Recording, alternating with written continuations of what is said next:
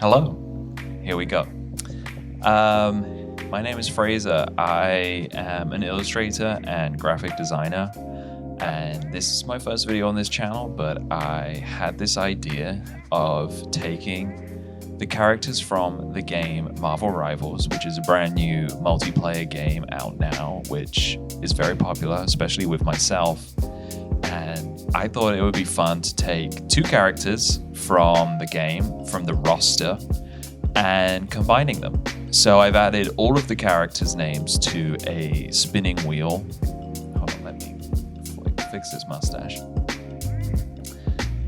Take some characters from the game and put them in the wheel, spin it twice, and whichever two characters I get, I want to combine them using my illustration skills.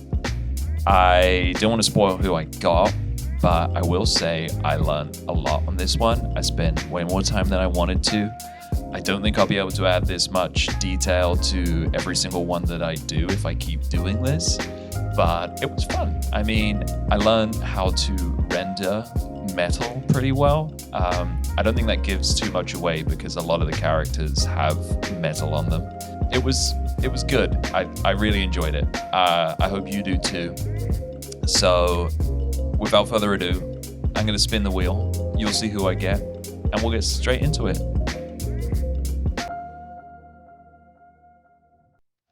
Alright, well, the first spin of the wheel gave us Penny Parker, which I am pretty happy about. This is the character I actually play a lot of, although I don't know a lot about drawing mechs, so this is going to be a bit of a challenge. The second spin of the wheel gives us Wolverine, aka Logan. These two characters are very different from each other in the sense that Penny Parker is a teenage girl who drives a spider robot, and Wolverine is kind of an old man who is almost the complete opposite of Penny Parker. So I originally wasn't sure how I was going to blend these two together, but I had an idea. I thought about what could meet in the middle between a full-grown man and a teenage girl, whilst combining the two, and I thought about X-23 from the Logan movies, which is kind of like a mix of the two. It's kind of like if Wolverine was a teenage girl. So I thought that would be a really good inspiration to work from. I also really like in those movies she wears these like pink sunglasses, so you'll see I do work those in as a little nod to that. So without further ado, we're going to get jumping right into the sketching, the ideas phase, and I'll see you there. So the hardest part to start with is always the blank canvas. I have lots of references here, and I just want to get the shape and composition in a good spot. A lot of what you're seeing here, I end up using very little of it. It's always tough to get an idea on the page that you feel happy with straight away, but I think this was a good start. I start inking out over the concept. I like to take a previous layer, drop the opacity, and just draw over it as many times as I need to get it to where I want it to be. It's maybe not the most time-saving approach, but it helps me take what I've put down and then just go over it and go over it, keep the things that I like, and redraw the things that I don't like.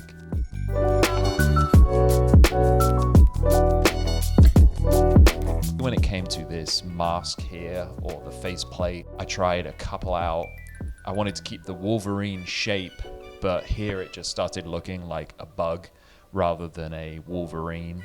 I end up moving away from that, so I just start focusing on the other parts whilst I can get through that creative block. I'm hunching over the character a little bit more to give it that aggressive, animalistic approach, and roughing in what these gauntlets could look like. You can see here, I raise that top portion, use the same idea, but etch it in as more of this hunched over character. The shoulder pads were very important. I wanted these kind of rounded, triangular-ish shoulder pads. Here I'm just putting in the perspective, making sure that's right, and for the millionth time, redrawing this faceplate. It's the focal point of this drawing. I want it to be looking really good. I ended up not using any of this anyway because it was looking a little goofy. I think I wanted once again, this hunched over aggressive approach. I scrap this and go for something a little bit more embedded in the torso, because I think that helps sell the idea a little bit better. I'm also thinking about perspective as well. How does this look perspective-wise? And this was feeling a lot better to me. Experimenting with how the pilot could look, different poses. I chose this one for now. The final product, I did not use this pose for the pilot.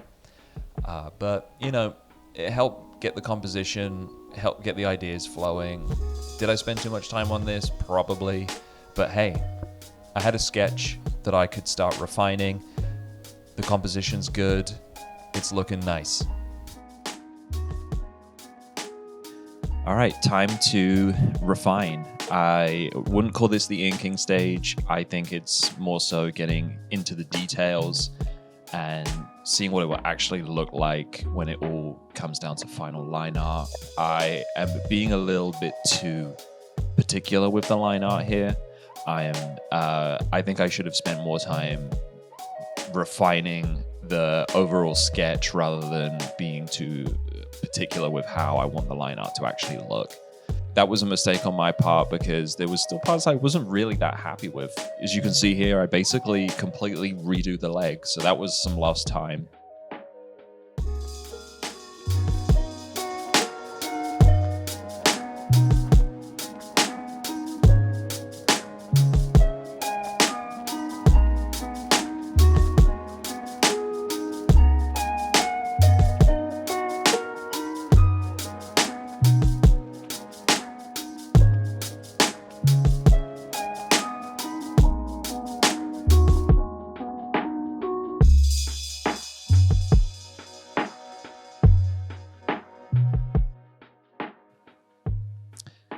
So now I want to move closer to an actual final line art. The torso was looking good, but I cut out the legs and draw over the top of them to make them a little bit cleaner. And I'm thinking more from a perspective of how would this look as finished line art. So I am really getting a little bit more detailed here. The silhouette was also not what I wanted it to be 100%. Torso here, I wanted it to separate from the arms a bit. The arms are really big, so I'm shrinking it in so that it feels a little like it flows together better. It has a better silhouette. And I have written a note down at the bottom there, picking up the legs. Those are planted on the floor. There's more weight to them, more gravity. I want those to feel as if that they can support this. So I'm going over and thickening up those strokes and making it feel a little bit larger and adding in some more detail lines.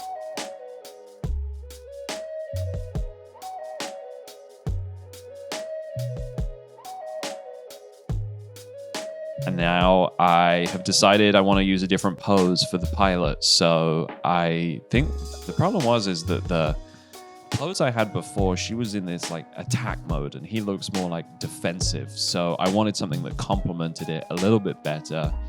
I'm just experimenting here, but I actually ended up choosing this one on top of the mech. So I'm putting in the proportions and the muscles here, fleshing it out more. I had to stick with this one. I'd redrawn the mech so many times. I had to stick with this one. So I wanted to make sure that she had this kind of menacing pose, that she's partnered up with the mech and that their body shape felt like it complemented each other and they're interacting with each other. She's not just standing next to it, she's planted on top of it, which I think added a little bit more personality and character. So I'll be honest, I have never really shaded metal ever. I looked at lots of references, but I wanted it to feel kind of glossy, and I'm working purely in black and white / black and gray here, just lassoing out each section and thinking of where the light source will be reflecting the shiny metal off of it. I'm just looking at a million different references here. I wanted the chest plate and the head to be the focal point, as always, so I wanted those to be reflecting the most white light, and then everything under it to have maybe darker values so it has a little bit more depth to it, and it highlights it even more. So just picking piece by piece, working my way down the mech, shading it in, and then erasing the white parts to be the most reflective. I'm using a textured brush here, makes it seem a little bit more rough and less flat metal. I wanted it to have this look and feel of it's been brushed or it's older, not so much clean.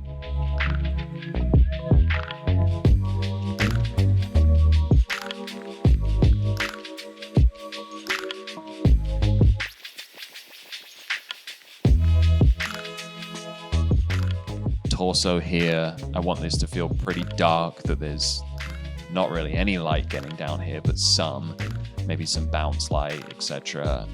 And that's going to help break the whole structure of this up, because I don't want it all to be flat gray. I want it to have some depth, and like especially where the arm crosses over the leg, I wanted that to be a little bit darker so that they're separated and the overall readability is there.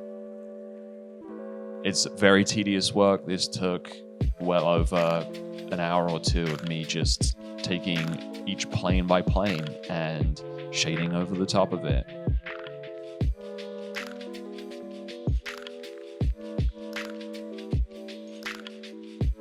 I wanted the feet to be darker than most of it because, like the line art, I want this to feel as if it's got weight to it and that it's grounded.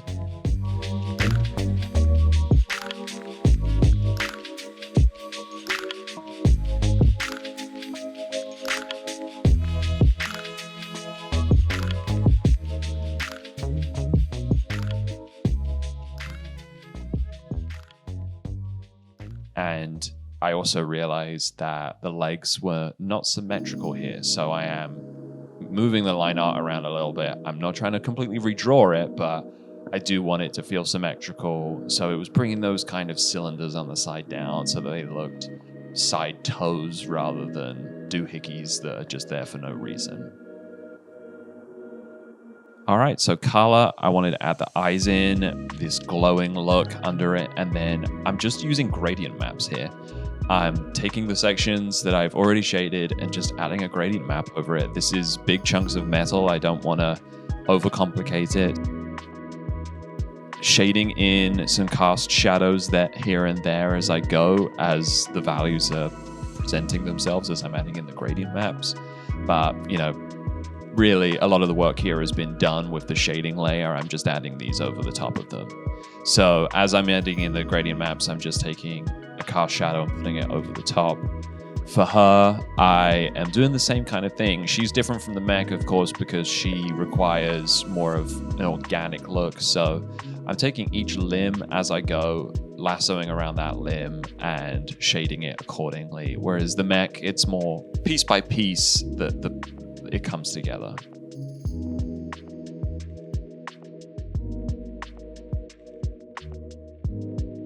Same process for her as for the mech. I am just lassoing it around and experimenting with different colors for her suit. I ended up trying to have something that matched the mech but contrasted so that it didn't blend in. So this kind of light blue with a darker blue accent to it. I wanted to keep the yellow in there because those are Wolverine's colors, so I ended up making the shoulder pads yellow. And then for the sunglasses, I wanted them pink because if you've watched the Logan movies, Laura X-23, she adopts these pink sunglasses as part of her personality. So I wanted to make that as a little kind of fun little tidbit. And then adding in more shadows to make her feel like she is on top of the mech. And then now it's final touches. The Marvel Rivals kind of aesthetic has this rim light that has this cool, I think it's chromatic aberration, you would call it, where there's this like red and blue 3D-ish effect to it. So I'm adding that in over the top, giving it that high contrast rim light, and that's going over the top of some of the line art. Making a little sticker, kind of like how Penny Spider has a sticker on it. Playing around with some lens flares. I dropped this in the end, but it was fun. Adding a little bit of glow and shine, because it is metal, of course. And then here, you know, the hair, I painted over the top with a brush to make the hair come to life a little bit more. I think a flat black, it was just not doing anything for me. And then finally, I think I'm just painting over, adding some cool little effects and painting over some of the line art, adding in shadows to make it feel like it's in the scene. I add a little bit of a noise grain to the mech. And that's it, really. So here's the final product.